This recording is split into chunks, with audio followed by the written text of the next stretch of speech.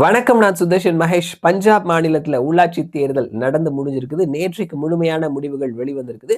பஞ்சாப் மாநிலத்தை பொறுத்த மட்டும் காங்கிரஸ் அண்ட் சிரோமணி அகாலிதள் 2 பேரும் மாறி மாறி ஆட்சி செய்த மாநிலமா இருந்தது. தற்பொழுது ஆம் ஆத்மியினுடைய ஆட்சி இருக்குது. ஆம் ஆத்மி ஒரு ஸ்ட்ராங்கான பார்ட்டியா தற்பொழுது பஞ்சாப் மாநிலத்துல இருக்கிறாங்க. ஸோ அந்த மாநிலத்துல நடந்த உள்ளாட்சி தேர்தல் முடிவுகள் அதை நம்ம தெரிஞ்சுக்கலாம் வாங்க. கிராம பஞ்சாயத்தை பொறுத்த மட்டும் 2838 இடங்களுக்கு தேர்தல் நடந்தது. ஆம் ஆத்மி 1531 இடங்களையும், காங்கிரஸ் 612 இடங்களையும், சிரோமணி அகாலிதள் 445 இடங்களையும், பிஜேபி 78 இடங்களையும், பிஎஸ்பி 28 இடங்களையும், மற்றவர்கள் 144 இடங்களையும் ஜெயிச்சிருக்கிறாங்க.